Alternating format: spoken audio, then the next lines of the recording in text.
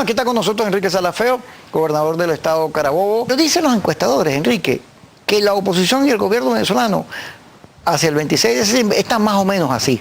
El duro, digamos, lo que son los que se manifiestan de oposición o se manifiestan del gobierno. Hay una ventaja de, algunos hablan de 8, otros de 4 puntos a favor de la oposición. Pero que el grueso está en los independientes, en los nininos, alineados, que esos son los que van a definir la elección. ¿Qué hay que hacer? ¿Qué harías tú? ¿Qué propones tú? ¿Qué le dices tú a la mesa sobre cómo atacar este sector de la población que en su discurso suele ser mejor que ambos lados porque concretan las aspiraciones de ambos? Están cansados de tanta peleadera, lo que quieren es paz, lo que quieren es respeto. Reconocen logros en el presidente en lo social y creen que la oposición tiene sentido y razón cuando defiende la libertad de expresión, cuando habla de la democracia. ¿Cómo crees tú que hay que llegarle? ¿Qué hay que proponerle? ¿Cómo generamos una nueva esperanza? Bueno, gracias Kiko y Ronald por esta invitación. Yo creo que lo que más le conviene a Venezuela es lograr un equilibrio para ayudar a que el presidente de la República pueda rematar de aquí al 2012 una gestión de gobierno en donde realmente pueda resolver problemas de los venezolanos. Fíjate lo que ha ocurrido en estos 5 años. Ha tenido diputados que se han dedicado absolutamente a aplaudir, a respaldar todo lo que quiere Miraflores. Pero yo no he visto, por ejemplo, diputados que actualmente estén en la Asamblea Nacional que estén reclamándole a los ministros que tienen responsabilidad sobre la electricidad en nuestro país. Yo no he visto, por ejemplo, la Asamblea Nacional que en este momento está con esa responsabilidad exigiendo que el gobierno nacional resuelva el problema de los apagones de luz. No he visto tampoco los diputados exigiendo que se resuelva el problema del agua. No he visto los diputados defendiendo la propiedad privada y la generación de empleo. No he visto tampoco a los diputados criticando la política económica del gobierno, que ha sido lamentablemente una política económica que ha ido llevando al país hacia el barranco.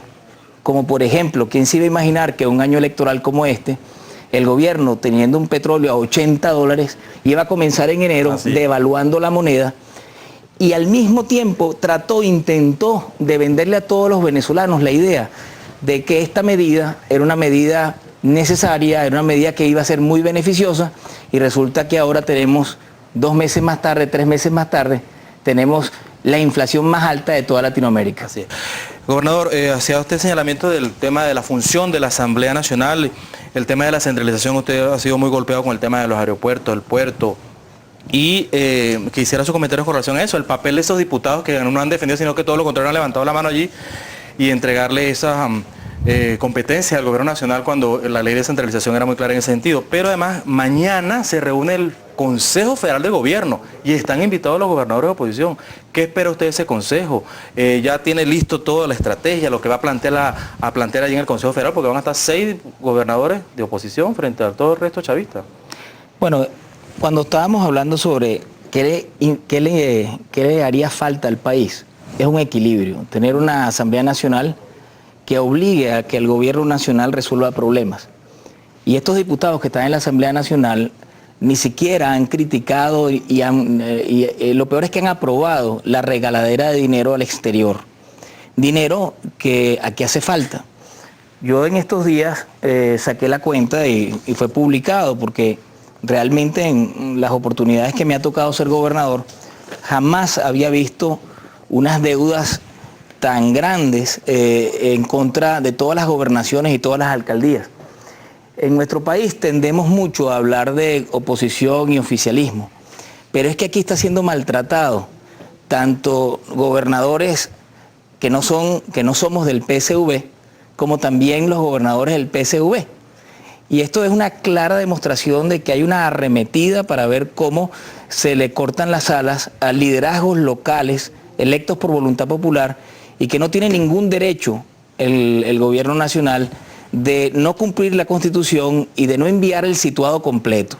La deuda con las gobernaciones y alcaldías alcanza a 11.000 millones de bolívares fuertes. Eso es una realamentación, una deuda astronómica. La deuda con el Estado Carabobo es de 750 millones de bolívares. Pero, por ejemplo, el hermano del presidente, Adán Chávez, gobernador de Barinas, le deben 352 millones de bolívares fuertes. El caso de Portuguesa, a Portuguesa le deben 382 millones de bolívares fuertes. El caso de Miranda, a Caracas, el gobernador Capriles le deben más de 1.000 millones de bolívares fuertes. Es un dineral.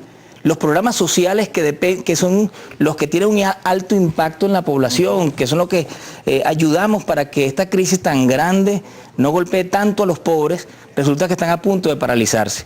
En el caso de Carabobo, los programas, por ejemplo, las 2 comidas diarias para 125.000 niñitos que están en las escuelas de Carabobo, es injusto, es inhumano que el gobierno nacional no envíe los recursos para los programas como estos. Los textos escolares para estudiar en Carabobo, yo me propuse el año pasado que todos los niños recibieran sus textos escolares para que los padres no tuviesen esa erogación y recibieran entonces sus textos estando en el colegio. Y bueno, ha sido un programa sumamente respaldado por la población. ¿Por qué el gobierno nacional le va a quitar los textos a los niños de Carabobo? Por ejemplo, los créditos solidarios, créditos que hemos dado 100.000 créditos en un año que tenemos de gobierno, tenemos que comenzar a paralizarlos porque el gobierno nacional no envía los recursos.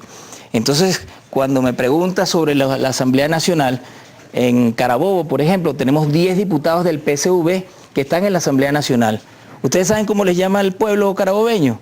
La banda Los Invisibles, porque nadie sabe absolutamente dónde están, qué hacen, pero lo que sí sabemos es que no levantan la voz para defender los recursos de la región, y ellos fueron elegidos para ello. Mañana vamos al Consejo Federal de Gobierno. El Consejo Federal de Gobierno no tiene color político, es una reunión en donde por constitución debemos sentarnos, gobierno nacional, gobiernos regionales y gobiernos municipales para establecer políticas públicas. Por ejemplo, el país necesita construir 200 hospitales, decidir dónde se deben construir y ver quién se encarga de cada uno de ellos.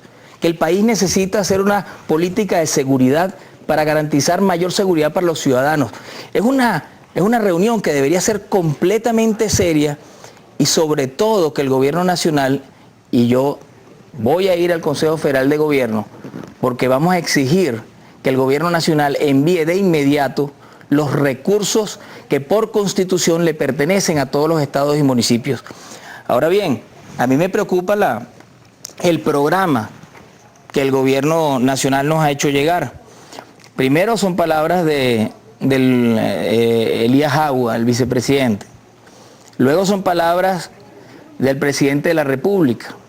Y ahora resulta, este es este bloque que está aquí, ahora resulta que le meten un almuerzo meten por acá, luego meten a las 2, 3 de la tarde una elección de unos miembros del Consejo Federal de Gobierno y es a las 8 de la noche, luego de escuchar a ese poco de ministros hablando y hablando y hablando, cuando los gobernadores podremos plantear los problemas que hay en nuestro estado. A las 8 de la noche. Por ejemplo, yo quiero que el gobierno nacional, además de devolverle los recursos a Carabobo y devolvérselo a todas las regiones, porque me solidarizo con todos los gobernadores y alcaldes del país, el gobierno nacional tiene que saber que en Carabobo el agua que están tomando los carabobeños es un agua que está completamente contaminada y el Ministerio del Ambiente e Hidrocentro no está cumpliendo con su responsabilidad. El mismo caso con el problema de Planta Centro, con los apagones, sobre todo Puerto Cabello y Morón, que están completamente afectados por esto, y resulta que tienen todos los meses, dicen que lo van a resolver, y ahí lo que ha pasado es que se robaron los dineros del mantenimiento de las plantas eléctricas, y eso es lo que está ocurriendo. Un poco de choros que están alrededor del gobierno nacional, que se roban el dinero del pueblo, quitándole la luz, quitándole agua, quitándole un montón de cosas que hacen falta.